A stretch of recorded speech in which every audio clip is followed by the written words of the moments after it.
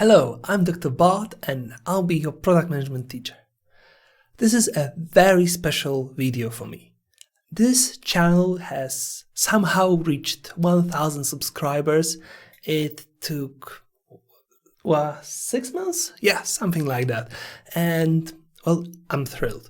I didn't think this will happen that quickly. The topic is not that prominent.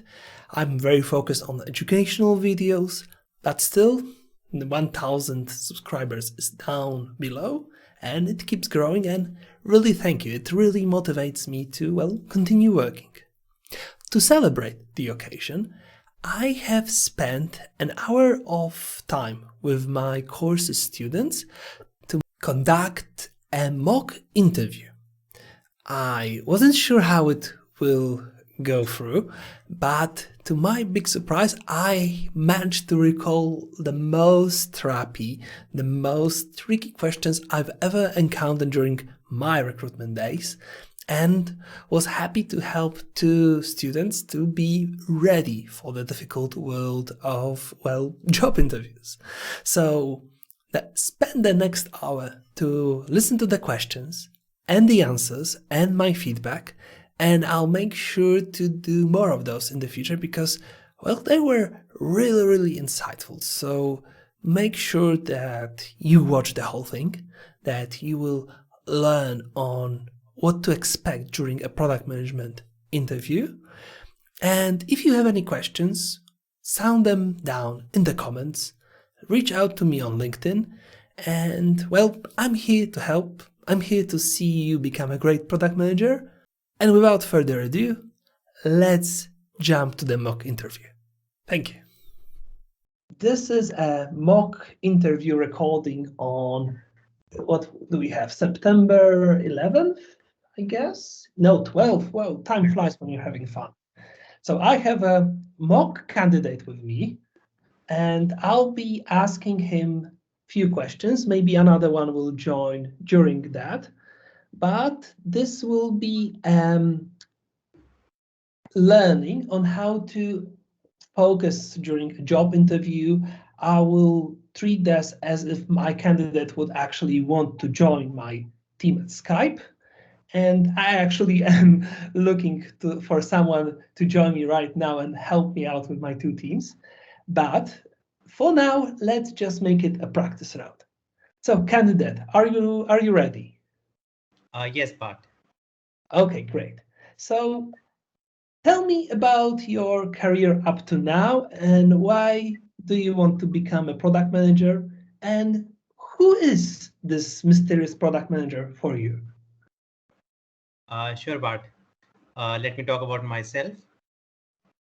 Yeah, so regarding myself, I did my BTech in chemical engineering from IIT Delhi. Post that, I worked for 2 years with a consulting firm where I majorly worked with the pharmaceutical clients. Then I did my post graduation from IIT Delhi, where I was the topper of my batch. I also got rewarded for being an all-rounder by then Vice President of India. As part of the campus placement, I joined SIPLA, where I worked for close to 1 year in the corporate planning and strategy team. In 2015, I joined Cardeco, where my product management journey began. I started as a product manager over there, where I was handling a B2C app of a used car dealer who was the major user of that app. And I handled the lead management and inventory management modules in that app. I made a lot of changes during my stint of 2 years while working on that app, and then that made the user experience really nice. After that, I got promoted to senior product manager, where when I started, and my portfolio products also increased after that.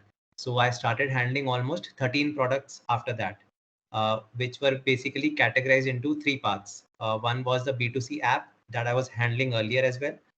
Second one was the B2C app of Cardeco itself, where the user was a normal used car buyer and seller who will come to the Cardeco app and website and then show an interest on our car. The third category of product was the internal apps and the websites which our employees were using. So I was handling these three types of products. I had a team of 4 product managers under me, and there were a couple of products which I was handling directly. The couple of successful projects which I did were improving the conversion rate of cell car, incorporating the WhatsApp to increase the leads, removal of fraud sellers from the portal. So these are some successful projects which actually resulted in an improved experience on the Car Dekho app. And apart from this, so this was my stint at Car Dekho, where I spent close to 5 years. Then I joined Paytm last year in the payment gateway team, where I have been working on the product side, and I have been mainly looking at two charters. One is the success rate charter, where I have improved the success rate of merchants by almost 8% in the UPI flow. The second one has been around the analytics part, where I have been working on improving the payment analytics, which we show to the merchants. So we are showing some data cuts to actually give them more insights about their business. And so that has been my professional experience. And apart from that, I have great interest in cricket and dance that I have pursued to great extent in both college and during my professional tenure. So let me pause you here. Hi, Mansi. Thank you for joining. Hi, thank you. I apologize being late. Candidate. One thing here, I will tell you that you have to be time wary, that you have an hour to speak with the recruiter, and you should focus on making your career highlights that you did, but don't really focus on the details. Make this like a pitch of yourself to rise interest. Remember that the people who talk to you have your CV in front of you. So use this time for this question to highlight your career greatest successes, your favorite positions, and particularly try to focus on your latest position. Especially here when you said that you are with some company for 1 year, so there will be an obvious follow-up. Why are you looking to change positions so quickly, right? Right. Also make sure that you don't spend more than 5 to 7 minutes on a question, and there were follow-up questions on what product manager is for you, right? So try to plan it in your head to also focus to spend even time on both, because I presume that if you now move to who a product manager is for you, then you would spend another 5-10 minutes that would take the time away from the later more important questions. This is just a cold open, so don't make it the history of your life. Okay, Mansi, so what led you to this interview? How did your career progress, and what is product management for you? What does product manager do in your own words? So I'm actually working as a product owner as or slash product management in Wells Fargo Bank over here. And I have evolved from a business analyst into this position when we went through this whole waterfall to agile transformation. And I have also worked as part of the innovations as well. So that's where the actual product management is what I have seen, because I was actually working with the customers. I was going to their site, trying to understand what they need, and then building the product as per their needs. So to me, that's actual product management. The work that we currently do is where I have a lot of APIs for different payment rails. It's not something that I'm actually going and talking to the customers, and that's why I don't call myself in terms of that I'm a product management manager, because those requirements are actually coming from product program, and they are the ones who are trying to come up with some ideas that these kind of new payments needs to be like a new initiative, whether it's real-time payments or it's faster payments. So it's all coming from the program, from very high level, from the bank initiative, and they are the ones when it trickles down to the applications, and then we build those particular type of payments and or their processings. And then there are sales that's trying to onboard the customers to use those kind of payments. So when So we actually become like a cocoon where we are only looking at the APIs or the notifications. So the requirements, it's not something that I am driving it. Mhm. So, I mean, I have done a lot of projects where I have driven the requirements, like if it is a payment tracking, okay, how this tracking will happen, the the processing does not happen in one application. Let me stop you here because I would normally not stop you on a normal interview, but since this is a mock, I can clearly see few issues with your reply. And of course, Okay, obviously, don't take this the wrong way. If I use the bad words, I'm not here to undermine you. I'm here to help. sure. So I really like how you tried to make a response that blended in the two questions. The thing that you did really, really wrong, and candidates should not do that, is that um, you started criticizing your own work and pointing out what you're not doing as what a normal product manager does. You shouldn't give people who you interview reasons not to hire you. I sympathize as a person who did this mistake over and over again. I understand the transparency and that it's being honest, and that's commendable. But this is a job interview and it has own sets of rights. You should not lie. You should not tell people that you should not stretch the truth, but you can gloss over the stuff that can jeopardize you on your own right. If I ask you point blank, are you coming up with your requirements? Then it's okay to say, no, I have high level stakeholders that help me there. I obviously I cooperate to make sure that those requirements are well translated to the developers, and that's okay. You just stick to the answer to the question and don't rush to stuff that are like small details that you yourself put yourself on a path to say maybe I'm not the not the best person for this position. That's And right. as I said, I did that multiple times because I started off with a small company that had no real data drivenness. And that was a very often question I got. So at the same point I was so frustrated with this question that I started to upright say that I wasn't data driven, blah blah blah, which was a bad choice. Instead, I started looking for the aspects that where I was data driven, where I didn't use specific analytical software, but instead tried to pursue data.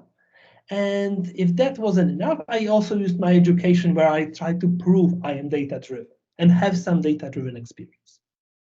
Okay, let's move to the next question, and I will ask the similar question to both of you, but in a different regard. So, candidate one, what is the biggest product failure or a mistake that you have done in your career? Sure, Bart. So I'll talk about a project which was a failure and what were my learnings from it. Uh, the context of the project was it was an onboarding flow which I had to build in, and the issue was that of that flow was right now offline. So the current time associated with that dealer onboarding was around 5 days, and that used to happen purely offline. The idea was to bring it online and reduce the whole tat of onboarding the dealers. So that was the whole project. And what actions did I take regarding it? The first action which I took was I incorporated the online flow in the app of the salespeople who were actually visiting these dealers. So the starting point would become the sales app from where the initiation would start for this onboarding part. All the documents would be uploaded by the salespeople, and the backend will only do the verification of those documents. Versus earlier, only backend was supposed to do the cold calling and get the documents from the dealer and then upload it in their system. So the idea was to reduce it, and so that we divided the responsibility between the salespeople and the backend team. So the idea was to actually get the onboarding done within 2 days maximum. Now, there were a few things which I incorporated in the project which I later realized that I should not have done it. The three things which I did was, the first piece was I actually started focusing on the data of existing dealers as well. So while you are onboarding the new dealers, I also thought of adding or editing the documents of existing dealers as well. So that was one thing. Second thing which I did was, the dealers were involved in multiple businesses. So the KYC requirement was mapped to multiple businesses because the documentation was different for each of the businesses. The third thing was the KYC, the approval of the documents from the businesses. That took a lot of time because every business wanted a document in a certain format and form. So that was the, KYC is know your client, right? sorry? KYC is the abbreviation for know your client, right? Correct. Okay, Yes. so I just wanted to intersect for people who are listening in and might be wondering what does that mean. Right. So the third point was that the KYC was dependent on these businesses for the exact format and the exact document which they wanted from the dealer while the onboarding was being done. So I actually took all these 3 points into account to roll out the best product. And since the complexity was high in this piece, that's why the rollout took almost 3 months to get delivered to the people. Now the final result of this was that the final conversion or the final usage of this product was around 2% only. So out of a batch of almost 450 people, salespeople, only 9 to 10 people were actually interested in using this onboarding flow in the field. And couple of reasons which I got to know from the team itself while I was taking the feedback of this product. The one reason was the requirement actually changed during those 3 months. The second thing which I realized was, which I actually incorporated in my future products, that you need to be faster in rolling out your products. You need to actually roll it out in smaller chunks rather than actually working on a very big problem and waiting for it to get delivered. And the third thing and very important thing which I realized was, you need to keep talking to the user and taking feedback from him and incorporating the same in the product, which we did not do for the 3 months. And then when we finally rolled it out, and it was a complete failure. So that was the whole project from where I learned a lot. Okay, so you didn't fall into my trap. You did focus on the learnings. No, you mentioned the learnings, and that was a good summary. I would just make sure that you spend, say, three-fifths of your reply on what happened, and two-fifths on the learnings, and perhaps how you incorporated them in the future situations that are similar. You can easily jeopardize the details on the failure because it's not about those details. I probably didn't understand many of that, and I presume that no one that's in the same market or the same company as you did follow 100%. So you have to work on that. That it all comes down to a really short story of that you got the requirements wrong. You did just a long 3 month sprint rather than put the chunks of work in small bits and then work off it. And that's that's something that many of product managers will learn quickly on. And don't get me wrong, that was a very good answer. I'm just here to help you to improve that, and hopefully that will help other people in the future. So Sure, the question for Mansi is that what's your greatest product success? And well, tell me about it. So the greater product success was I took an initiative of a product which was a payment tracking system. And that was the outcome of two issues. One issue is that where Wells Fargo's like high volume wires were getting lost, and people were not able to understand where that is, where those wires are getting lost, or are they stuck in different systems because each transaction goes through a life cycle and it goes through multiple applications. So there were certain scenarios where like $40 million were getting lost. So that's where the executives were really concerned of it. And we took some analysis on it, that how many of them are happening, where we are getting into the eco and trying to figure out what is happening. And that's where the suggestion came up. And I suggested that let's try to build up a tracking system. So that tracking system will do that. We will try to gather the data from different sources, which are actually the part of that life cycle. And then we will build up a tracking system which tells you the complete life cycle, that where the payment is. And that's where the operators can actually go and identify the problem. And this actually started as a POC, which ultimately became like a real good product. And on top of it, we built another dashboard for the executives, which will tell you that how many wires are actually going to England or to different. So that gives the complete health of the application, or the health of the company, where the executive can see that how their company is working, in which countries they have bigger business, or what type of volume or the high dollar amounts are going. So I really think that, and because it was collecting data from so many sources, even in future, it has a lot of scope in that, because you can do a lot of machine learning or analytics on that data. So started with a POC to such a big project. That's amazing. I'm really happy with this answer. I'm happy that I had a completely good one, so I don't have to pretend. I always am afraid that when I do this, then I sound like trying to nitpick just to say something. So let's summarize why this answer is awesome. For one thing, it's a clear success. It's putting you in a position that, despite even the downsides that you pointed out in your position, you had the initiative to find the problem by being data driven, by pointing out that there are problems in data.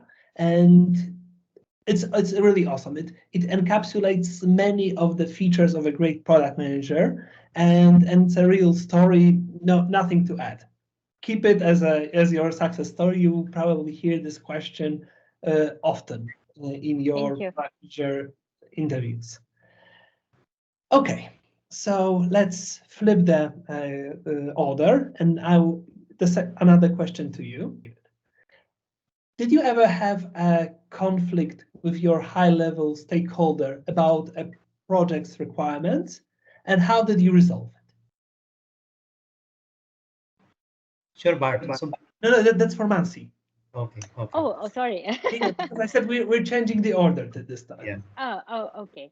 So yes, so the requirements, when it comes from the program level, they are pretty high level. And once we starts all the applications that gets involved into that program, and they identify who is doing what, that's from the architecture perspective. That's when we try to analyze it, and there are a lot of scenarios where the things don't work as the program wants to, and it might be the reason might be that it's just the requirements are not clear, or the application is not the right application to work on it from the architecture perspective. So the reason, the way we resolve it is, it has happened a couple of times. And even with the roadmap or the vision, it happens that, okay, we have certain dependencies, we cannot do this requirement. And even before we reach to this point, we need to get certain other things that needs to be done. So the way we resolve it is when we all get onto a common call, and then we talk about the requirements. We bring it down to the nitties and gritties of it, to that granularity where we can talk it through. So if I'm just building like simple APIs, even if I have to build an API, I need to get the data from the other application, or from whoever is the originator, and then I can do it. So I have to put that complete design in front of the stakeholders, and that's how we resolve the conflict. So either the requirements needs to be fixed, or it needs to be moved into the different iteration where the prerequisites gets created or developed. Okay, so you never had a situation where when there was like an obvious conflict where you say this can't be done because of limitations, and the stakeholder says, no, this needs to be done this way, I don't care, figure it out? I mean, it has always happened on the design level, or on the vision level, but not something that the if the customer or they are if they are suppose like I'm giving an example, they want to know the status of a wire, they know this is what the requirement is. Now once we go into the details, that's when we can get into conflicts, that how I can design it, whether it can be done or not, whether it will be my application or is another application. Those kind of conflicts have happened, but the conflict at a very high level of the initiative, that has not have happened. Okay, so one point of feedback here. While the we narration is very good in the work environment to include your team, to acknowledge that product manager hardly ever succeeds alone, in a job interview situation, it's better not to dilute your own impact.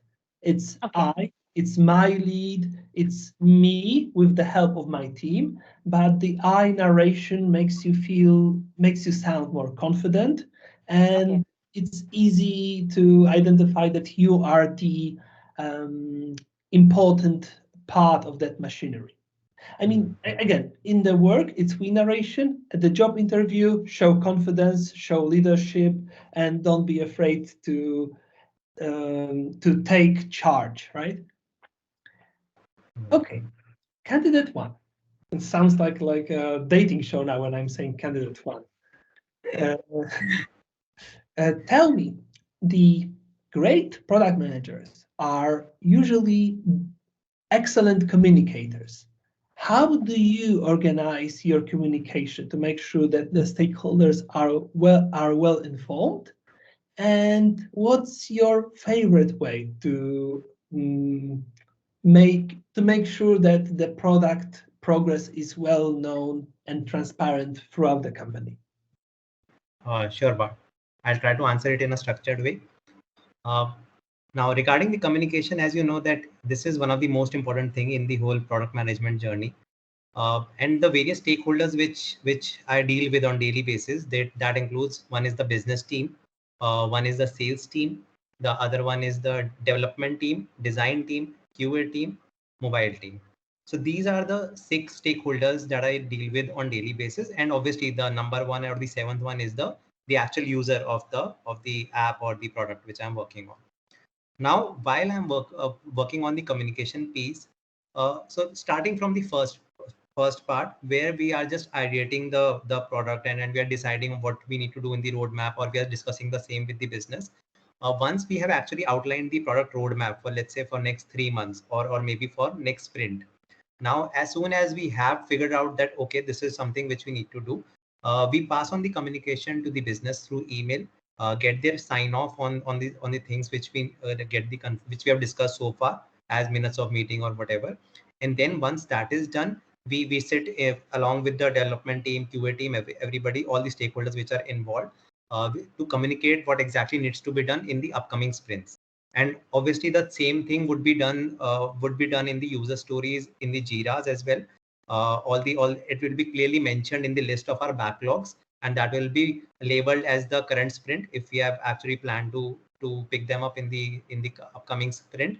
Once that clarification has been done among all the stakeholders, then we plan to actually break them into the deadlines, that what will be the tentative dev drop date, what will be the tentative QA drop date, and then we actually get a sign off all the team members, and we send it out on the email that, okay, this is the tentative plan what we are planning to have. Now, once those dates are done, and we actually do it on a weekly basis, that what is the progress so far of the previous week. And though we have a daily stand up, but that is something which we actually do not put it on email, but that is something which we have internally on the stand up front. But every week we send out a communication to all the stakeholders involved, including the business, including the sales, everybody, that, okay, this is what we are going ahead with the pieces. Now, if there are any mid sprint injection from the business, they can highlight the same, and then we'll be discussing the priorities of the current pieces which we are working on. But if they are not any our task we picked up in between the sprint, it will go on as planned. Now, once we have planned out the release date, and then we have rolled it out the exact product, before that we plan a UAT with the necessary users, with the business, and then we told them this is the UAT plan, and these are the links and this is the dates and all, and provide your feedback within this much amount of time, and we'll incorporate the same.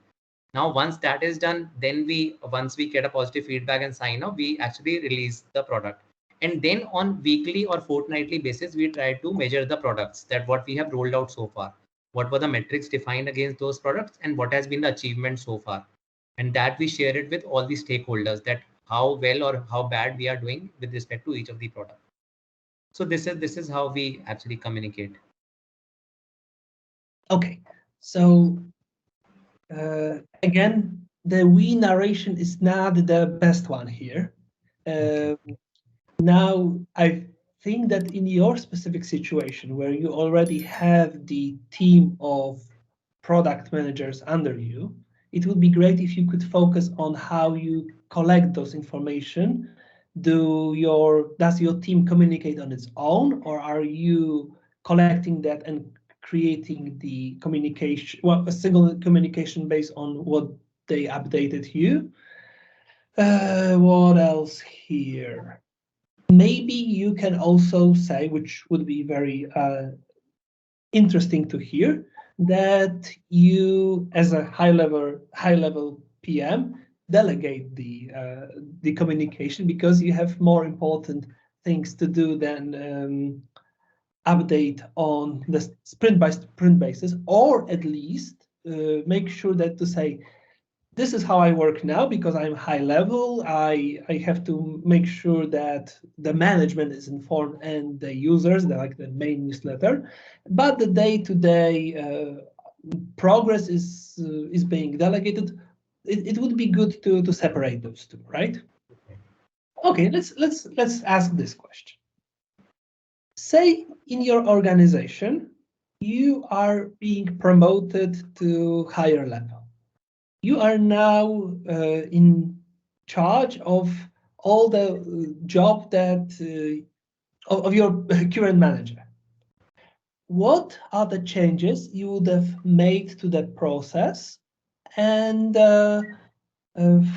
yeah, what changes in your process department team would you make? The first and the foremost is about the communications that we continue to carry on with our partners. That needs to be much more crisp, because the communication does not happen just about the progress. It happens for a lot of scenarios. It can happen then, how are we doing with our initiative or a program level initiative? What are we doing with the health of the application? If we are fixing anything, what is the impact on the customers? So that communication needs to be really, really crisp, and the team needs to take that responsibility. There has to be a process that will outline that how that thing, the particular thing that needs to be broadcasted will be identified, and then it needs to be communicated. There has to be a distribution list that contains all the stakeholders who actually has to know about the particular process.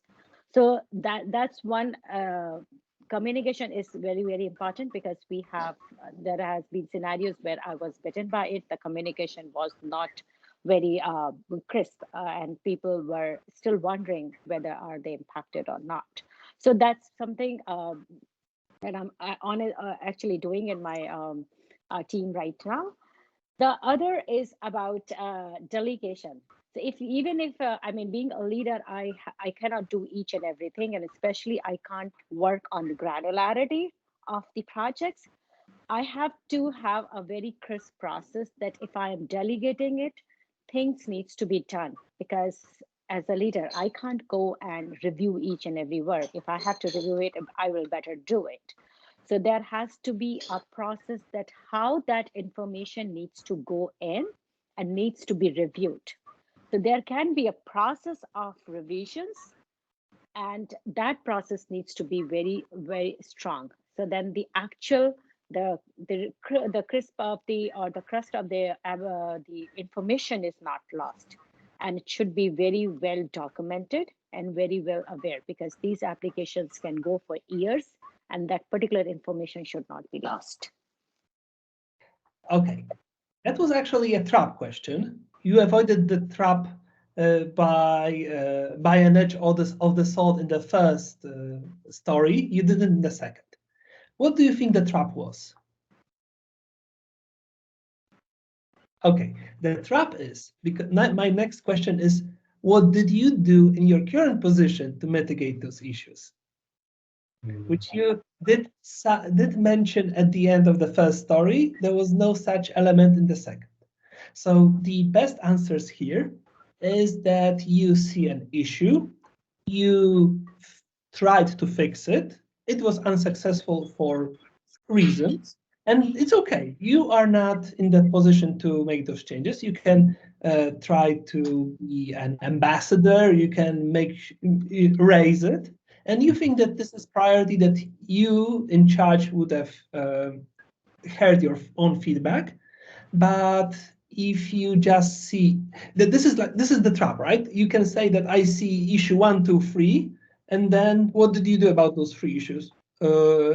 Nothing. I'm not the manager. Yeah, this is just to make sure that you know that you are expected to say what's your contribution to improve the process, despite not being the exact leader, right? It's not about the actual issues in the product and process. Candidate 1, you are the CEO of Yellow Cab Taxi Service. How do you respond to Uber? Okay, so when you say that, how do I respond to Uber? What exactly would you mean? Do you want to know my strategy to counter Uber right now in the market? Okay, no, actually, yeah, you have this disturbance in the market that you've been on. You have a competitor that is better technology, that is cheaper, that basically does everything better than the classical transportation taxi business do. What's your step? What are your actions to stay afloat? Okay, can I take a moment to think about it? Yes, of course. Okay, while you do that, I hope maybe turn down the sound so I can ask Mansi a different question in the meantime. So you have spent 5 minutes on it and just come back to the call. In the meantime, let's see. I had one that I liked, but this is an interesting one. Mansi, would you lie for your company? Would you say something untrue because someone in the company asked you to? Actually, I should not be. Yeah. But this is a trap question. I don't. This is not a ploy by me. I don't have a good answer for that. I would be as puzzled as you are. So just give me your best answer and let's see together what makes most sense. Honestly, I will not lie to anyone about my company. Mm-hmm. And if suppose they are asking me about the like a team or their feedback, I'll give an honest opinion about what I have it. But if it is something negative, then that's fine. But I will not lie on anyone.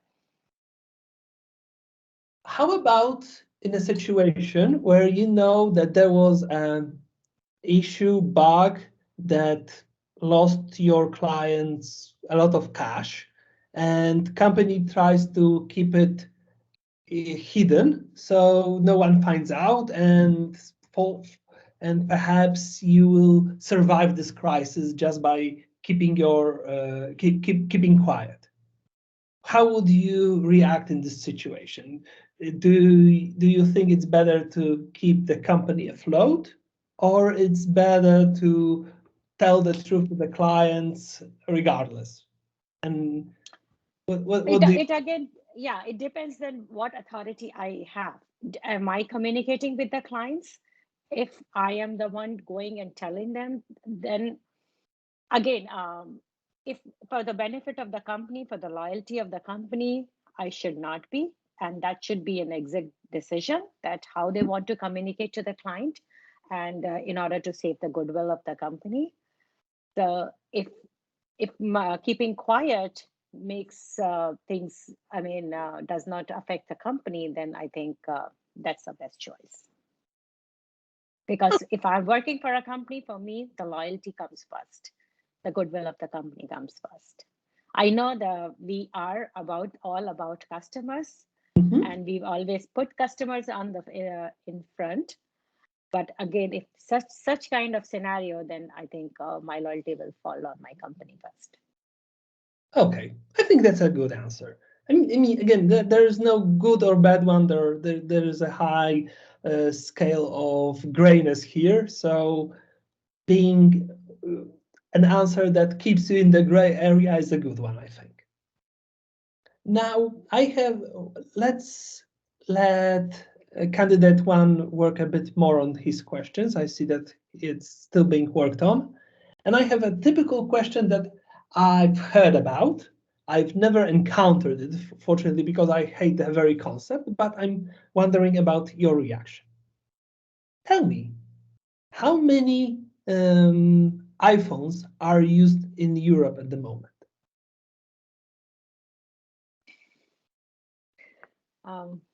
Honestly, I don't have the answer. Now, that would be my reaction a few years ago if I had such a situation. And from I gather, this question comes in different shapes and forms, where you are being asked for a number you have no position on having. And from what I understand, it's about bullshitting your way out of this question by making up numbers, just by making sure that you consider what elements of the process answer affect the number, and adding the number out there without having no idea whether the number is correct or not. Let's say that you can start by saying there are, I don't know, 300 million people in Europe. Don't know, this is made up.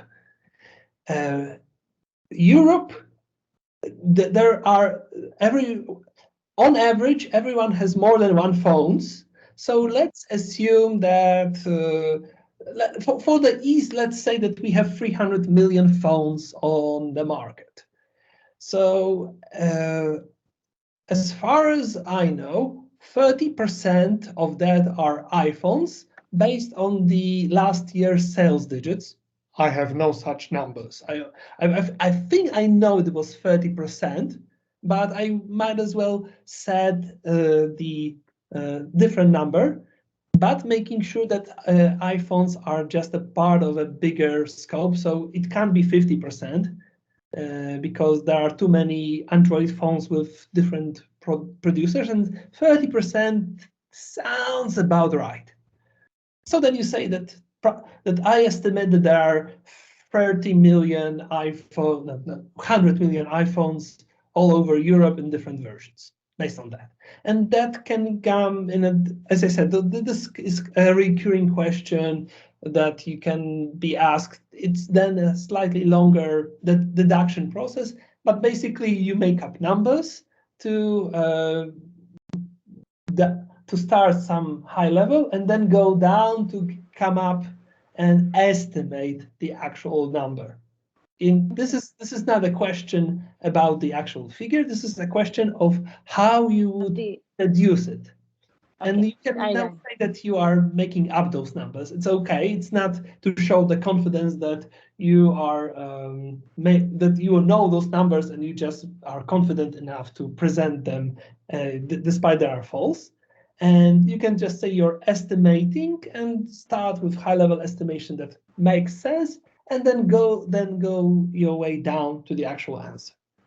And again, I'm very happy I never got this question because I only read the suggested solution a few years ago, and I was really confused. And when I heard about those questions, like, how will the people know that? So hopefully people who watch this recording will now know how to come up with it.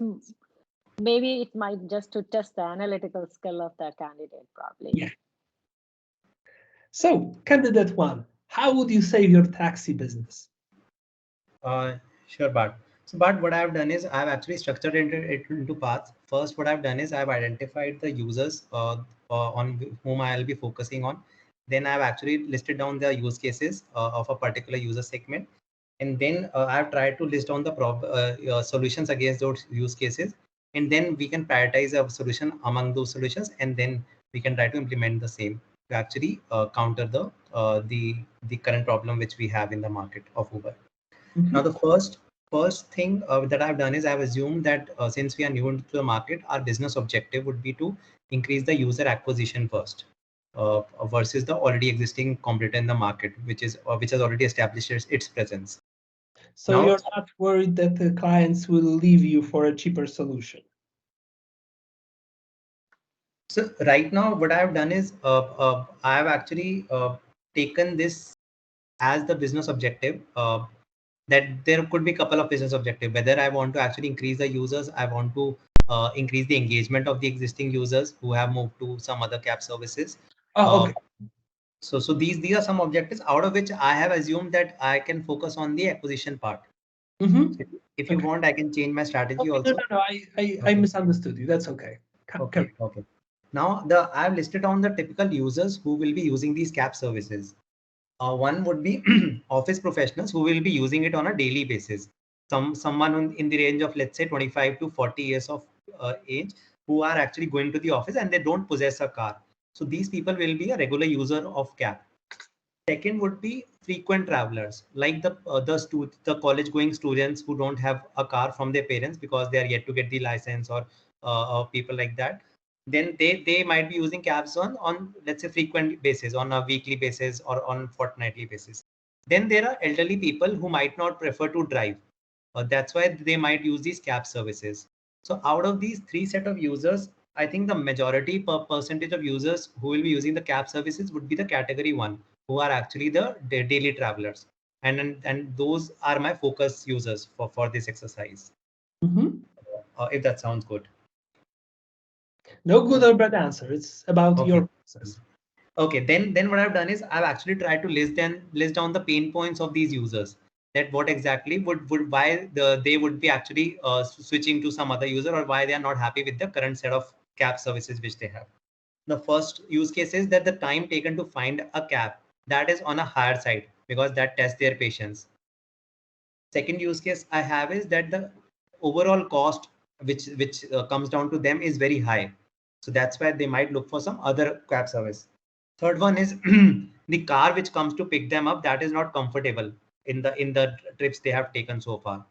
The fourth one is the overall service or the interaction with the cab driver which they have had, that has not been a very good one for them. So these are some potential use cases which I've tried to list down for the selected user, and out of which what I feel is that the time taken to find a cab is the time taken to excuse me, time taken to find a cab is the major use case, because that is the driving use case. Now if the person has not taken a cab, it will not flow down to other use cases which we are talking about. So that's why I'm trying to focus on the first use case, which is the time taken to find a cab. Now moving on to the typical, so that is the use case which I prioritize among the other use cases. Now moving on to the solutions part, which I'm thinking for this versus the competitor which is already existing in the market. I'm thinking is, first of all, why can't I should commit a certain time within which I'll definitely provide you a cab. Otherwise the cab will be given at, let's say, a 50% discount to you. So that is something which I'm planning to give to the users, so that they don't leave my app and switch to some other app. Mm-hmm.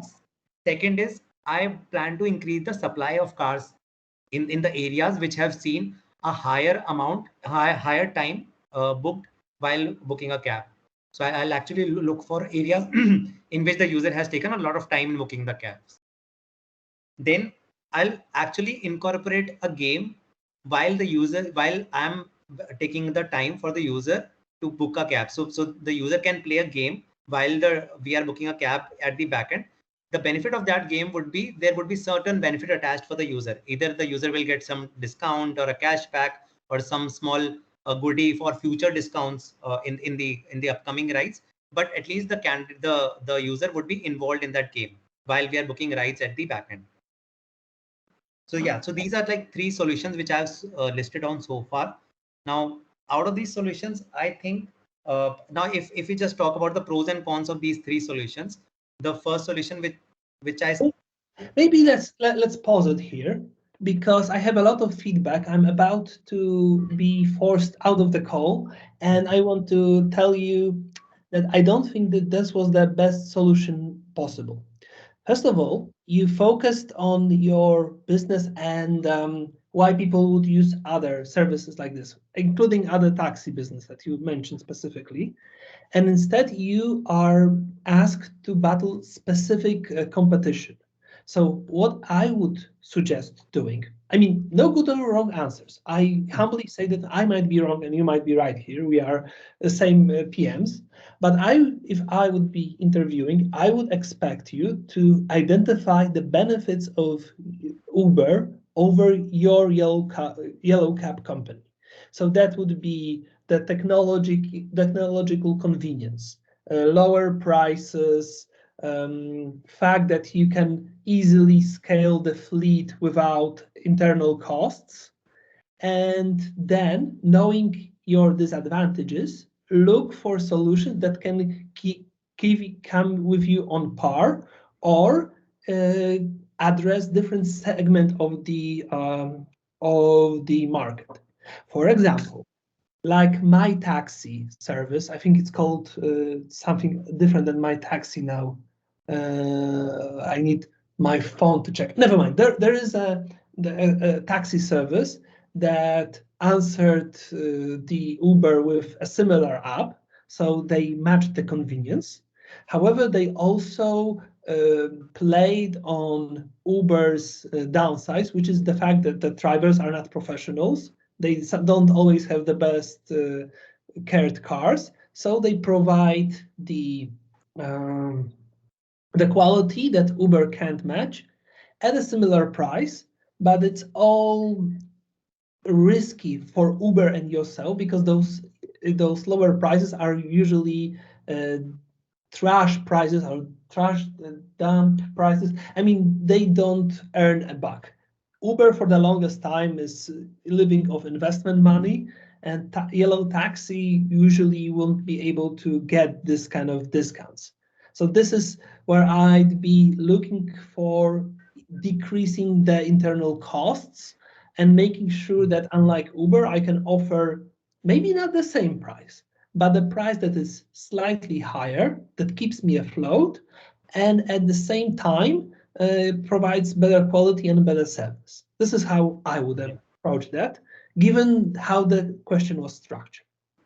And guys, I need to go now, but that was extremely fun and entertaining. I mean, I didn't think that a mock interview can be such a great experience, and it was a good educational experience because when I built the course, I had a real problem doing the class on the interviews because it was hard to come up with questions and like what are the traps, what are the things that you need to focus on.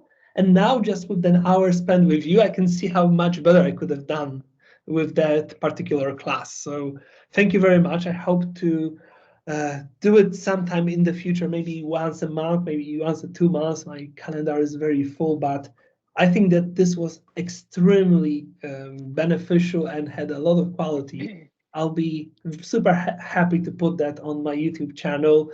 Candidate one, you'll be kept as candidate one as promised. And I hope that you will have more sessions without me to bounce the answers of each other and ultimately land your dream job. So thank you very much. Thank you Have so much, Bart. Really appreciate your time. Yeah, thank you, I Bart. It haven't was given. really a learning experience. Yeah. happy, and I'm really happy because I was also wondering, can I do a good mock interview and do I have enough input to teach you something? But I feel that I had a lot of good input after my long years of interviewing for PM roles. Anywho, thank you again and good luck. I hope I really helped you today. Yes, it Yes, was. Bart, you It was definitely very did. helpful. Bart, just one quick question I had. Yes. In the last problem which you asked me, should we be also be going into the depth of the solution or in the implementation of the solution as well, or we just need to just strategize what we need to do? Strategize. You have very limited time. You can't really dwell on the details. It's best to identify the problems you're facing and quickly brainstorm solution rather than focus on the solutions itself. Okay. Okay. Or Understood. even better, focus on the areas of research you need to take in order to find good solutions. That's even better in this particular setup, unless you're specifically asked to come up with features, which usually is an eye roll when it comes to become a good product manager and being asked specifically for features, because that's not what we do. We ask the right questions, and only then we have a team of talented individuals around us to find the right answer. Yeah, that's right. So thank you again and have a great day. You too. Yeah, thank you, Bye-bye. Bart. Thank you, Mansi. Bye bye. Thank you. Bye.